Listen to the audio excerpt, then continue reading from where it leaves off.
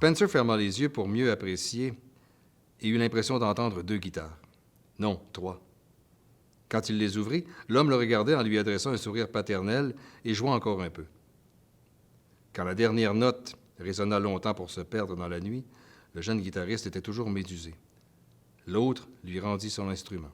« Elle a un joli son, dit-il avec un hochement de tête approbateur. Clair et pur, tu l'as bien choisi. »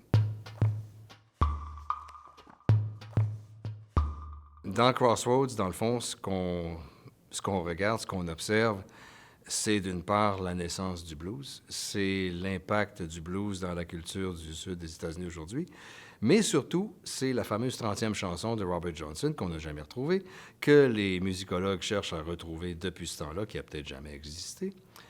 Mais évidemment, le privilège de l'écrivain, c'est que moi, je l'ai retrouvée. Et dans cette 30e chanson-là, bien évidemment, il y a le chemin vers autre chose, et notamment vers le pacte avec le diable que Johnson aurait soi-disant conclu pour jouer comme il jouait. Bon, qui m'a inspiré? Bien, d'une part, Robert Johnson, c'est évident. Je l'écoute depuis que j'ai peut-être 13-14 ans, puis je fais de la guitare depuis longtemps, puis j'ai pas encore compris comment il jouait. Mais au-delà de ça, j'ai la chance d'avoir un bon ami qui s'appelle Steve Hill, qui, en plus d'être un des meilleurs guitaristes au Canada, sinon au monde, est aussi un fan de Johnson depuis plus longtemps que moi encore, peut-être à tout le moins aussi longtemps, et qui, lui, avec tout le talent qu'il a, n'a pas non plus réussi à percer le mystère Johnson. On en a beaucoup parlé, on en a beaucoup discuté, on a beaucoup charcuté l'héritage de Johnson pour essayer de le comprendre. Et éventuellement, ben, quand j'ai commencé à écrire le livre, je me suis mis à discuter avec Steve des aspects musicaux de l'affaire, voir comment je devais dire quelque chose, qu'est-ce qu'il y avait d'original. Et ça a fini que Steve a eu envie d'enregistrer une version d'une des chansons de Johnson pour la sortie de l'album. Et carrément, si j'avais pas eu mes discussions avec Steve, le roman aurait pris une autre direction complètement.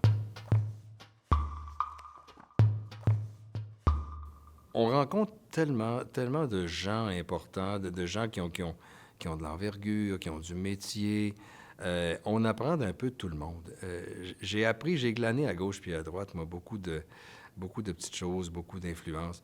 Je vous dirais que